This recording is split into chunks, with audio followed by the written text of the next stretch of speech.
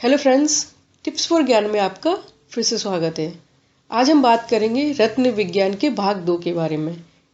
भाग 1 जो कि आपने पहले देख चुका होगा, उसी का ये भाग 2 है। तो शुरू करते हैं। देखिए, हर व्यक्ति के मन में एक जिज्ञासा होती है जब वो दूसरे इंसान को देखता है कि उसके हाथों में बहुत सारी अंगूठियां होती हैं जो कि रत्न से मड़ी होती हैं। तो उसके मन में ये आता है कि मैं भी रत्नों वाली अंगूठियां पहनूं तो देखने में थोड़ा सा अच्छा लगेगा और अपने जो ग्रह हैं वो भी थोड़े सुधर जाएंगे। लेकिन ये जरूरी नहीं है कि हर कोई उसको सही एडवाइस करे कि वो कौन सा रत्न पहने या कौन सा रत्न ना पहने। तो उसी कन्फ्यूजन को दूर करते हुए ये मैं वीडियो आपके सामने प्रस्तुत कर रही हूँ। उम्मीद करती हूँ कि आपको ये वीडियो पसंद आएगा। देखिए, जिन लोगों का जन्म 1, 10, 19 और 28 यानी कि जिन लोगों का जन्म 1, 10, 19 और 28 के बीच में होता है, उनका जन्म ग्रह जो होता है वो होता है सूर्य उनका जन्म ग्रह होता है। उन लोगों को माणिक्य पहनना चाहिए, जिसको कि इंग्लिश में रूबी बोलते हैं। इसको हमेशा जो सोने के जो सोना जो होता है उसमें पहनना चाहिए, या फिर सोना ना हो तो उसको तांबे में ये पहनना चाहिए। अब आता है कितना वजन होना चाहिए उसका। उसका वजन या तो 3 या फिर 5 रत्ती का हो सकता है। इतने से कम ना पहने। इसके बाद आता है कि उसको कब पहनना चाहिए, कब उसको धारण करना चाहिए। तो रूबी को हमेशा रविवार वाले दिन धारण करना चाहिए। अगर आप रूबी यूज कर रहे हैं तो इसके साथ हीरा, नीलम, गोमेद, कैटस आइज इन सबको यूज नहीं करना चाहिए। उंगली के लिए इसको तीसरी उंगली में आप धारण कर सकते हैं और इसका जो तासीर होता है ये गर्म होता है। यहाँ पे एक बात कहने वाली यह है कि अगर आप गर्म नग यूज कर रहे हैं तो उनके साथ ठंडे नग यूज ना करें, और यदि ठंडे नग यूज कर रहे हैं तो उनके साथ गर्म जो नग है उनको यूज ना करें। इसके बाद आता है जिन जातकों का जन्म 2, 11, 20, 29 को हुआ हो, उनका जो जन्म ग्रह है वो होता है चंद्रमा। उनको मोती पहनना चाहिए, जो कि पर्ल इंग्लिश में बोलते हैं।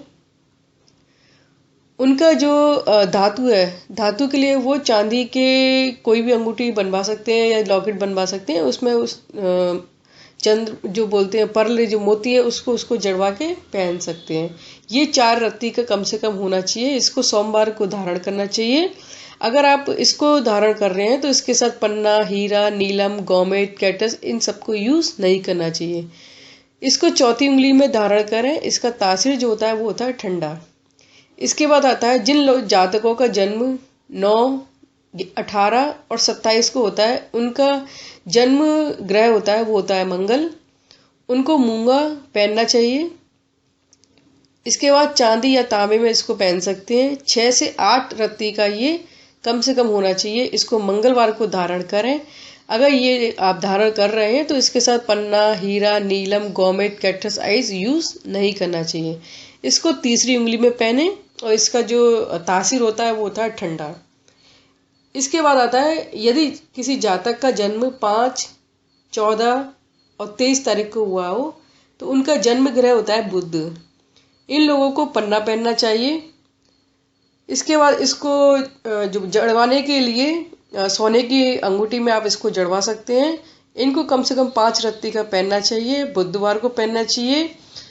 और मोती और मूंगा इसके साथ इन दोनों को यूज नहीं करना चाहिए। इसको दूसरी उंगली में पहने और इसका जो तासीर होता है वो होता है ठंडा। इसके बाद आता है जिन जातकों का जन्म 3, 12, 21, 30 तारीख को हुआ हो, उनका जो जन्म ग्रह है वो होता है बृहस्पति। बृहस्पति होने के कारण उनको पहनना चाहिए पुखराज।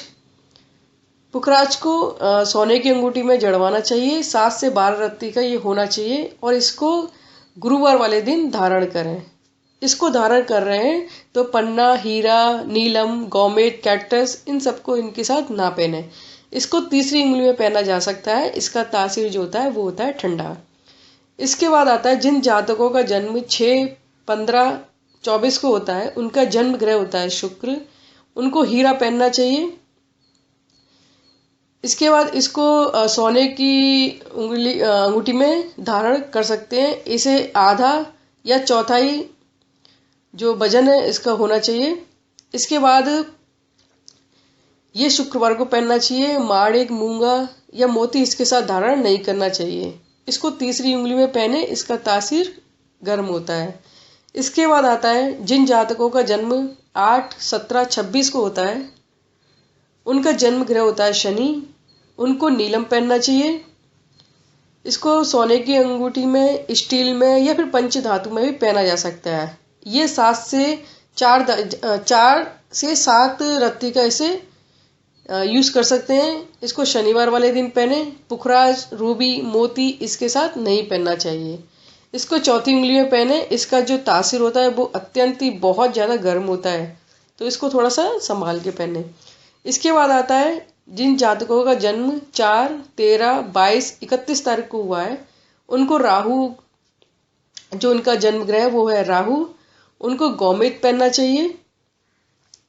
उनको चांदी या फिर पंच धातु की जो अंगूठी है उसमें उसको धारण करना चाहिए।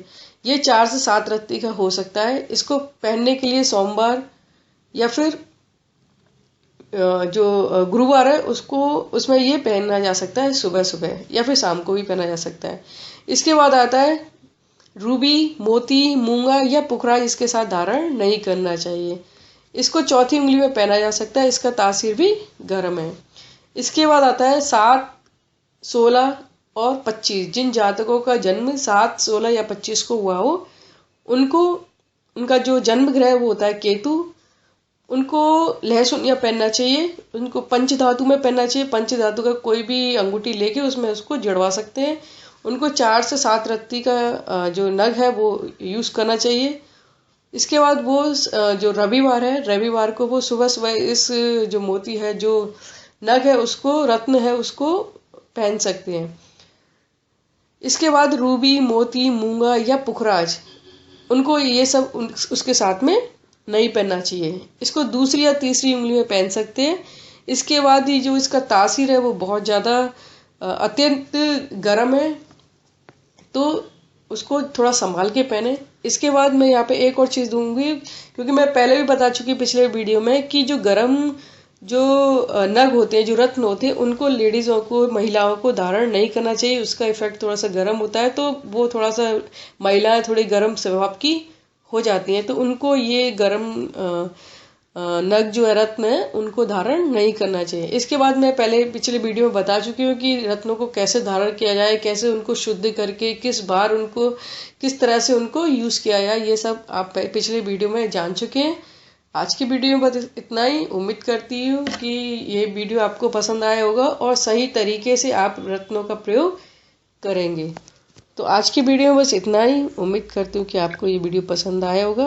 अगर पसंद आया होगा तो प्लीज़ इसको लाइक करें, और यदि आपको लगता है कि ये वीडियो आपके यूज़ में है और औरों को भी ये यूज़ हो सकता है, तो आप उसको शेयर ज़रूर करें। और हमारे वीडियोज़ लगातार देखने के लिए सब्सक्राइब जरूर करें। धन्यवाद। देखते रहिए, सीखते रहिए।